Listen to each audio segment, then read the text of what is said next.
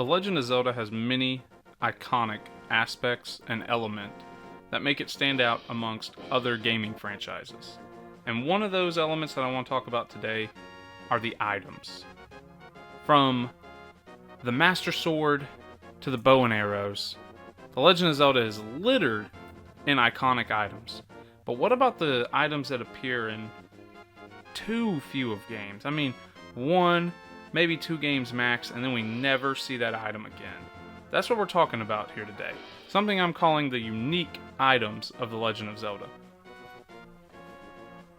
And when you think about that list, the iconic, underutilized items, what do you think about? The magnetic gloves, the grip ring, or even the Pegasus Boots? Heck, there's a whole generation of kids growing up right now that have never used the lens of truth.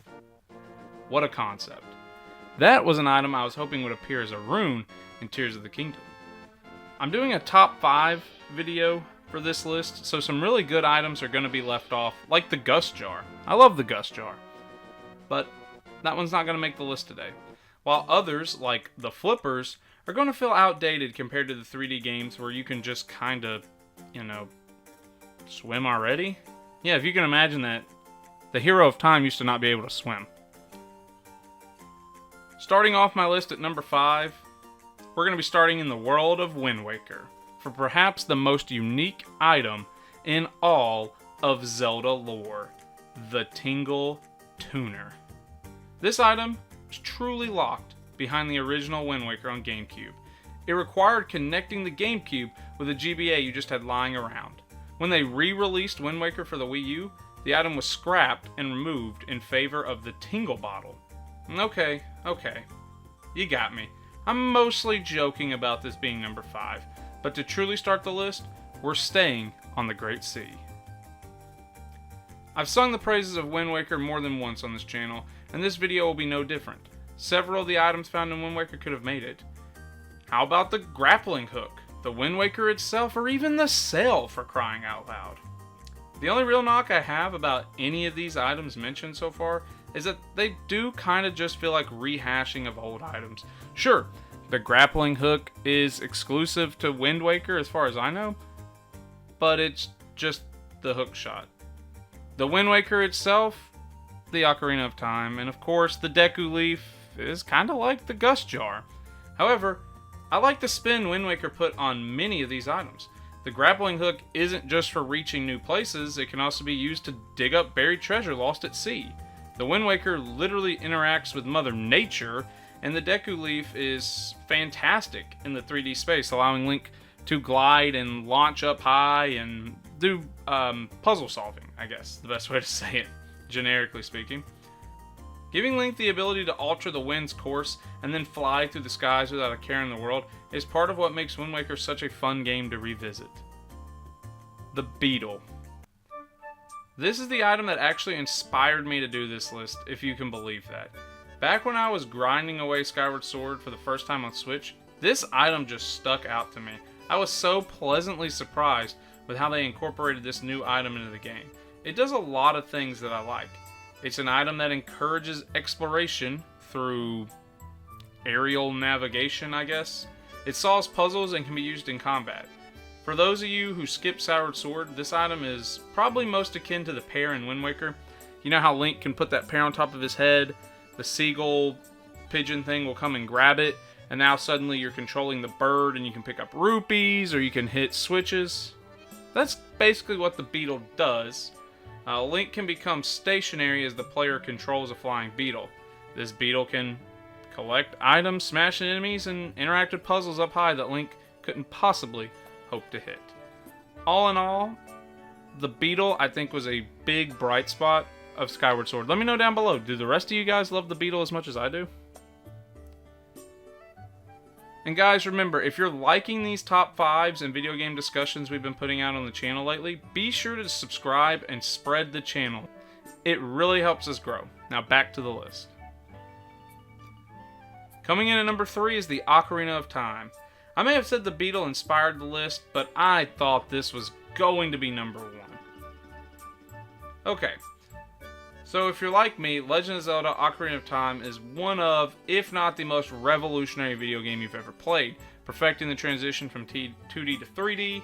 There's many factors at play for why it works so well. Hyrule felt like it was made for 3D exploration.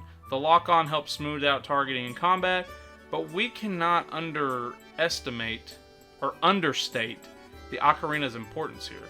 For starters, it gives the game its identity, which we'll dive into here shortly. The Ocarina plays a large role in the story of time traveling.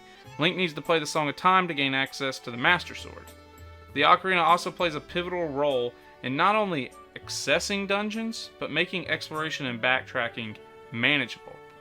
Yeah, I like to point out that the Ocarina is a big difference in Zelda 2 versus Ocarina of Time. In Zelda 2, when you die and you have to go back to the start of the game, that's frustrating, but in Ocarina of Time, if you die in, let's just say, the Fire Temple, instead of having to run all the way back up Death Mountain to get to the Fire Temple, you just sing the song and boom, you can warp back to the Fire Temple. And the Nocturne of Shadows is the only way for Link to find the Shadow Temple. Prelude of Light is invaluable for giving Link the ability to warp back to the Temple of Time, as you swap back and forth between young Link and adult Link. It also is a key item in solving many of the puzzles with the Song of Time. The Sun Song can cut down on having to wait for the day-night cycle, and Epona's Song speeds up traveling by allowing you to call Epona in most places. And who can forget the iconic Scarecrow Song? Alright, coming in at number 2 is runes. Seems Zelda games survive and thrive based on their signature items, as we talked about the Ocarina of Time and the Wind Waker, to name a few, as the rest of the game is built around that key item. We could also look at the Minish Cap, how the rest of the game is designed around the idea of Link shrinking, or another one that my brother has brought up is the Bracelet from A Link Between Worlds, the item that allows Link to shift back and forth, a 2D and 3D space. This gets us to number 2 entry on my list, the runes. Perhaps no Zelda game was designed around it more than the runes, which I know we've talked about a lot right there. Just in that list we mentioned 4 or 5 of the iconic items, and here I am saying maybe the runes had the most impact. That could be a fun discussion. But, think about it. They wanted to break away from the Zelda formula. They wanted to give you everything you needed at the start while still giving you a sense of that iconic progression and items. And the runes are essentially what let them do that, I think of Ascend is a really fun one, but Fuse or Big Hand or the Cryogenic, the Time Stop, so many of those runes are their way of designing the shrines and interacting with the world, and part of why Breath of the Wild and Tears of the Kingdom get the reputation as being a physics engine is due to the way the game gives you the runes. And another reason I say that no item has had its impact on game design more than the runes is going back to how we were saying Zelda wanted to be open world. They wanted to ditch the Zelda formula. The runes are what gives the game so much of its flexibility. And yes, the bow and arrow and the crafting system and all this does play a part in, okay, someone can try to be stealth, like you come across a bogoblin camp and, someone may do Rivali's Gale, go up high, use the bow and arrow, start shooting the barrels. Someone else may try to be stealthy. Someone else may just go in swinging with a two-handed weapon. But the runes, I think, are what gave them that comfortability in ditching the formula.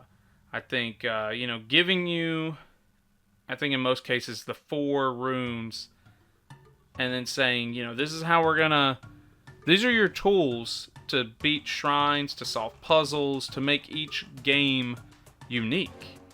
I think the runes are what allowed Breath of the Wild and Tears of the Kingdom to be as bold and different as they as they are. I mean, we talk about Minish Cap being designed around, Link shrinking, but it still tries to follow the Zelda formula of progression and items.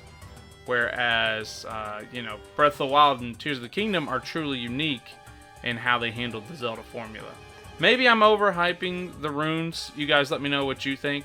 But I think they're definitely worthy of a spot on here. If I had to pick one rune to be my favorite, not necessarily the most impactful, but Ascend is by far my favorite. It just makes exploration so much more interesting. The fact that you can go into a cave and use Ascend to shoot up to new spots of the map. I just think, in my opinion, Ascend is the coolest. But that's just my opinion. Let me know, guys, what rune is your favorite? And do you feel as strongly as I do about the runes, or am I kind of overhyping them? Let me know down below, guys. And remember, guys, we are doing top 5s. And when I do these top 5s, I put polls out on the channel. So make sure you keep an eye out for the poll, because you can vote, and it may sway where a item or topic ends up in the top 5 if the community has an outpouring for one of the entries over another. It may, make me think about it a little differently. So just keep your eye out for polls, guys. Coming in at number 1 are the transformation masks from Majora's Mask. And if you notice, a lot of these are the iconic items that each game is named around. From the Ocarina of Time, the runes, and now we're talking about the mask. And there's a reason for that. Like I've said several times already, they kind of leave the blueprint for how to build these games. And these last two have definitely been cheating. The runes were, 8 or 10 in one, and now the mask of Majora's Mask is, I think, 24. Of course, the transformation mask narrow it down to 4. The Deku mask, the Goron mask, the Zoro mask, and of course, the Great Deity mask. Some of the other masks can feel useful, like the bunny hood, while others feel tacked on, like the circus leader mask. The Deku, the Goron, and the Zoro mask are crafted and interwoven into the narrative, the world building, the combat, and movement that Majora's Mask just wouldn't be the same. It wouldn't feel anything like itself. It wouldn't stand apart as much from Ocarina of Time. It would still have the doom and gloom in the 3-day cycle, but getting to freely switch between the Goron, the Zoro, the Deku is definitely my favorite part of Majora's Mask. And while it's true, Link does get other useful items in this game, like his trusty hookshot, the Lens of Truth, the Ocarina, the bombs, and more, the Transformation Mask is where the magic of Majora's Mask happens, in my opinion. And I'm not even the biggest fan of Majora's Mask. However, the masks are what makes me want to go back and replay it when I do play it. It's one of the few, if not the only times I can think where you get to play as the other species of the Zelda lore. I mean, that's pretty awesome. I really don't know if there's any other of the Zelda games where you get to play as the Zoros, the Gorons, or the Dekus. Personally, I would have loved to see a Rito mask. But I'm not sure we will ever return to Termina or the mask transformation idea again. So Rivali's Gale is probably going to be the closest we get. But at the same time, I think that's also what makes it so special. Masks were a throwaway item in Ocarina of Time. I mean, does anybody else play Majora's Mask, put the bunny hood mask on, get that speed, and then go back to Ocarina of Time and man, this just isn't the same. I mean, it was simply a time-wasting side quest in Ocarina of Time. In Majora's Mask, they became larger than life. Looking at you, Giant's Mask. And almost more important than the Ocarina this time around. So there you have it. Every Zelda game is going to feature 1 or 2 items that are unique to its game, or at the very least, very few games. These items always make that Zelda game feel special and unique. Sure, we will always love the Master Sword, the bow and arrow, the hookshot, the bombs, you name it. They will always be an iconic, integral part of the Zelda franchise. But every once in a while, it's good to take a step back and appreciate the items we only ever see once or twice. I know I left off plenty. I wanted to squeeze Ravio's bracelet in. I'm sure somebody, the ball and chain is their favorite item. It's bound to happen when doing top 5s covering the entirety of a lengthy franchise like Zelda. That's where I turn it over to you guys. What are the items, those unique items that are your favorite? Let me know down below and subscribe for more videos like this. Guys, I appreciate anybody who watched. Have a great rest of your day. I'll see you in the next one.